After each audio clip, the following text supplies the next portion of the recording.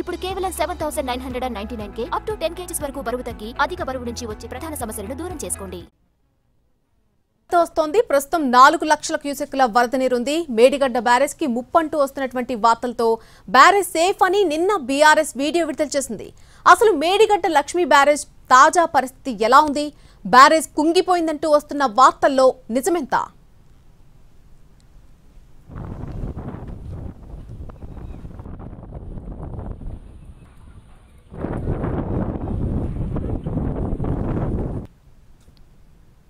ఇక ఇదే అంశానికి సంబంధించి బ్యారేజ్ నుంచి మరింత సమాచారాన్ని మా ప్రతినిధి భాస్కర్ అందిస్తారు.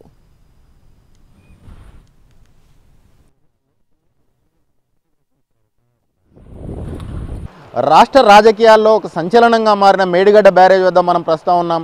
వరద లేని సందర్భంలో ఈ ప్రాజెక్టు పైన అనేక రకాల రాజకీయ చర్చలు అయితే జరిగాయి. అధికార కాంగ్రెస్ పార్టీ, ప్రతిపక్ష బీఆర్ఎస్ పార్టీలు, బీజేపీ పార్టీలు ఈ ముగ్గురు కూడా ఈ ప్రాజెక్టు పైన అనేక రకాల ప్రకటనలు అయితే చేశారు. బ్యారేజ్ భవితవ్యం ఏంటి అనే అంశం పైన ప్రభుత్వం అయితే ఎన్డీఎస్ఏ తోటి ఒక కమిటీ వేసింది, న్యాయ నిపుణులతో ఒక కమిటీ వేసింది, శాస్త్రవేత్తలతో ఒక కమిటీ వేసింది. 3 కమిటీలు కూడా పలుమార్లు ఇక్కడికి సందర్శించారు. ఈ బ్యారేజ్ భవితవ్యం ఏంటి, ఎలా ఉండబోతుంది, వరదను ఎలా తట్టుకుంటుంది, వరద భారీగా వస్తే ఫ్యూచర్ ఏంటి అనే అంశాలపైన కూడా అధ్యయనాలు జరిగాయి. అడ్మినిస్ట్రేషన్ వైఫల్యాలు, ఆ తర్వాత సాంకేతిక పరమైన వైఫల్యాలు, వీటన్నిటిపైన కూడా ఇప్పటికీ ఇంకా విచారణ అయితే కొనసాగుతూ ఉన్నది. ఈ విచారణ కొనసాగుతుండగానే గోదావరి నదికి వరద అనేది పోటెత్తింది. ప్రస్తుతం ఇక్కడ మేడిగడ్డ బ్యారేజ్ వద్ద 4 లక్షల క్యూసెక్ల మేర వరద వస్తుంది. మొన్నటి వరకు ఇక్కడ రిపేరింగ్ పనులు అయితే జరిగాయి, తాత్కాలిక మరమ్మతులు. నేషనల్ డ్యామ్ సేఫ్టీ అథారిటీ కొన్ని సూచనలు చేసింది. ఆ సూచనల ప్రకారంగా ఆ భూగర్భంలోకి భూభౌతిక శాస్త్రవేత్తలు జియో టెక్నాలజీ సాయంతో కొన్ని ఇక్కడ ఒక పరిశోధనలు అయితే చేశారు. భూగర్భంలో ఏం జరిగింది, షాఫ్ట్ దగ్గర పరిస్థితి ఏంటి, రాఫ్ట్ కింద పరిస్థితి ఏంటి అనే అంశాలపైన పూర్తిగా ఒక అధ్యయనం అయితే చేశారు. సాంకేతికంగా అటు అడ్మినిస్ట్రేషన్ పరంగా కూడా ఇక్కడ ఈ క్షేత్రస్థాయిలో విచారణ అయితే జరిగింది. మనం ప్రస్తుతం ఇక్కడ ఈ బ్యారేజ్ దగ్గర ఉన్నాం. గత 2 నెలల క్రితంతో పోలిస్తే ఆ పియర్స్ కుంగిన 20వ పియర్స్ ప్రాంతం ఏదైతుందో ఆ ప్రాంతంలో మరింతగా కుంగుబాటు జరిగినట్టయితే వార్తలు వస్తున్నాయి. అక్కడ సిచ్యువేషన్ ఎట్లుందో కూడా మనం చూద్దాం. అదొకటే కాకుండా దాని కింద అంటే మరమ్మతు పనులు జరుగుతుండగానే మరమ్మతు పనుల కోసం ఒక రింగ్ బండ్ నిర్మించారు. ఆ రింగ్ బండ్ పైన అంటే దాదాపు 100 మీటర్ల దూరంలో రింగ్ బండ్ నిర్మించారు. రింగ్ బండ్ పైన ఒక బుంగ ఏర్పడి కింద షీట్ ఫైలింగ్ అని చేశారు. దాదాపు 20 మీటర్ల పొడుగున్న రేకులను భారీ యంత్రాల సాయంతో ఈ ప్రాజెక్టు పునాదుల కింది భాగం వరకు వాటిని నెట్టిన సిచ్యువేషన్. ఎందుకంటే ఎగువ భాగంలో బుంగలు పడి ఇసుక కొట్టుకుపోయి కిందికి రాకుండా ఉండడానికి షీట్ ఫైలింగ్ అనేది తాత్కాలికంగా ఆ కుంగిపోయిన ప్రాంతంలో చేశారు. అయితే షీట్ ఫైలింగ్ చేసినప్పటికీ ఒకవైపు షీట్ ఫైలింగ్ పనులు జరుగుతుండగానే రింగ్ బండ్ పైన పెద్ద బుంగ ఏర్పడి కిందికి ఇసుక కొట్టుకపోవడంతో రింగ్ బండ్ను కూడా తొలగించిన సిచ్యువేషన్ ఉంది. వరద ప్రారంభం కావడంతోనే రింగ్ బండ్ తొలగించామని చెప్తున్నప్పటికీ రింగ్ బండ్ వల్లే బుంగలు ఏర్పడుతున్నాయని అంటున్నారు. అయితే ఆ ప్రాంతం ఈ ప్రాణహిత నదికి వస్తున్న భారీ వరద ఈ నేపథ్యంలోనే ఆ ప్రాంతంలో ప్రజెంట్ సిచ్యువేషన్ ఎలా ఉంది అనేది కనుక మనం తెలుసుకునే ప్రయత్నం చేద్దాం. అయితే అక్కడికి రాకపోకల్ని కంప్లీట్గా బ్యారేజ్ పైన రాకపోకల్ని అయితే నిషేధించారు. ఎవరిని ప్రాజెక్టు వైపు వెళ్ళనివ్వడం లేదు. వచ్చిన వరదను వచ్చినట్టు కిందికి తరలిస్తున్న పరిస్థితున్న అధికారులు అంటే వర్క్ ఏజెన్సీకి సంబంధించిన అధికారులు కావచ్చు, ఇతర ఇంజనీర్లు కావచ్చు, ఎప్పటికప్పుడు ప్రాజెక్టు తాజా పరిస్థితిని అయితే పరిశీలిస్తున్న సిచ్యువేషన్ అయితే ప్రస్తుతం మేడిగడ్డ వద్ద ఉంది. ప్రస్తుతం మనం మేడిగడ్డ బ్యారేజ్ దిగువ ప్రాంతంలో ఉన్నాం. దిగువ ప్రాంతానికి సంబంధించి నీళ్లు బయటకు విడుదలయ్యే దగ్గర ఉన్నాం. మనం విజువల్లో చూడవచ్చు 85 గేట్లకు ఈ మేడిగడ్డ లక్ష్మీ బ్యారేజ్కి ఉన్న 85 గేట్లకు గాను 84 గేట్లను పూర్తిగా ఎత్తేసారు. ఒక గేటు మొరాయించడంతో దాన్ని పూర్తిగా కట్ చేసి మరి పైకెత్తిన సిచ్యువేషన్ అయితే ఉంది. అయితే ఆ గేట్లన్నింటినీ ఎత్తివేశారు. ఇప్పటికీ 4 లక్షల క్యూసెక్కుల వరద ఎగువ నుంచి వస్తుంది. ప్రాణహిత పరివాహక ప్రాంతమైన ఛత్తీస్గఢ్, మహారాష్ట్ర ప్రాంతాల్లో ఎగువన భారీ వర్షాలు కురుస్తుండడంతో వరద అనేది ప్రారంభమైంది. నిన్నటి నుంచి ప్రారంభమైన వరద నిన్న 3 లక్షలు ఉండేది.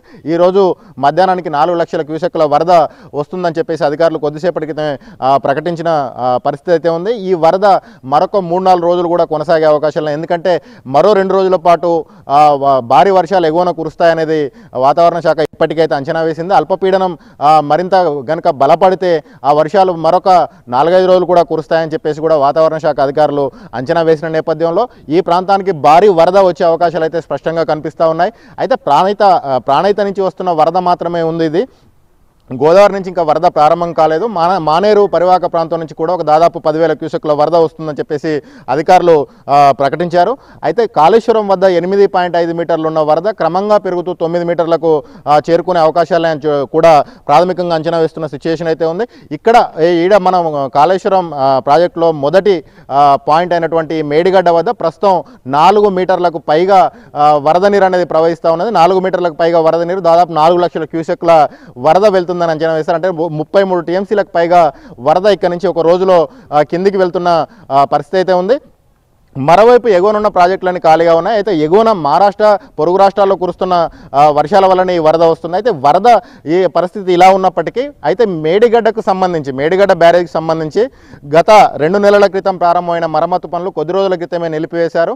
2 వారాల క్రితం ఏదైతే 4,000 క్యూసెక్ల వరద ఎప్పుడైతే వచ్చిందో అప్పటి నుంచి దాన్ని కంప్లీట్గా మరమ్మతు పనులన్నిటిని నిలిపేశారు. యంత్రాలన్నింటినీ కూడా పైకి తీసుకొచ్చిన సిచ్యువేషన్ ఉంది. ఎన్డీఎస్సీ ఆదేశాల మేరకు ఈ మరమ్మతు పనులు అయితే నిర్వహించారు. అయితే ఈ వరద వస్తున్న నేపథ్యంలో కాళేశ్వరం ప్రాజెక్టుకు ఏం కాలేదని చెప్పేసి నిన్న బీఆర్ఎస్ పార్టీకి చెందిన కొంతమంది వ్యక్తులు ఇక్కడ ఒక డ్రోన్ ఎగరవేసి మరి కొన్ని విజువల్ తీసుకొని సోషల్ మీడియాలో వైరల్ చేస్తున్న సిచ్యువేషన్ ఉంది. బ్యారేజ్కి ఏం కాలేదని. వాస్తవంగా కనుక చూసినట్టయితే బ్యారేజ్ కుంగిన పియర్ ఏదైతే ఉందో 20వ నెంబర్ పియర్ 18, 19, 20, 21 4 అఫెక్టెడ్ ఏరియాస్ ఉంటాయి. ఆ 4 అఫెక్టెడ్ ఏరియాస్లో 3 మాత్రం బాగా దెబ్బతిన్నాయి. అందులో 20వ నెంబర్ పిల్లర్ ప్రాంతంలో మొన్న గేట్లు ఎత్తుతున్న నేపథ్యంలో కానీ గేట్లు ఎత్తిన తర్వాత కానీ మరమ్మతు పనులు కంప్లీట్ చేసిన తర్వాత కానీ క్రమక్రమంగా మరింత కిందికి కుంగిన సిచ్యువేషన్ అయితే విజువల్లో మనకు స్పష్టంగా కనిపిస్తూ ఉన్నది. అక్కడికి వెళ్ళనివ్వట్లేదు. ఎన్టీవీ ప్రత్యేకంగా అక్కడికి వెళ్ళి విజువల్ అయితే సేకరించిన సిచ్యువేషన్ ఉంది. మనం బాక్స్లో విజువల్ అయితే చూస్తున్నాం. అక్కడ ఆ బ్యారేజ్ ఆ పియర్ కుంగిన ప్రాంతంలో ప్రస్తుతం సిచ్యువేషన్ ఎట్లా ఉంటుంది? ఇప్పుడైతే 4 లక్షల క్యూసెక్ల వరద వస్తుంది.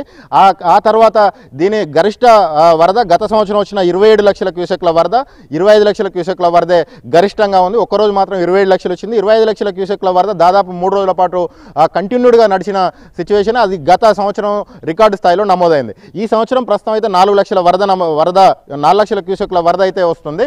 ఇది వరద ఎంతకు వెళ్తుంది? ఈ వరద భారీ స్థాయిలో అక్కడ జరిగిన మరమ్మతు పనులు తట్టుకుంటుందా? ఆ పియర్ కింద ఇంతకుముందే హాలో హోల్స్ అనేవి ఏర్పడ్డాయి. ఆ తర్వాత అక్కడ జరిగిన షీట్ ఫైలింగ్ పనులు ఎంత మేరకు సత్ఫలితాలను ఇస్తాయి?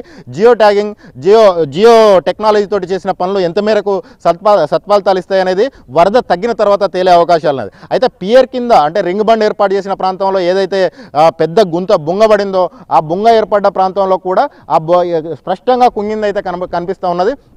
భారీగా కుంగపోయినప్పటికీ గత 2 నెలలతో పోలిస్తే ఒక ఫీట్ మాత్రం కిందికైతే మనం విజువల్లో గమనిస్తున్నట్టు ఒక ఫీట్ మాత్రం అయితే కిందికి కుంగిన సిచ్యువేషన్ అయితే కనిపిస్తూ ఉన్నది.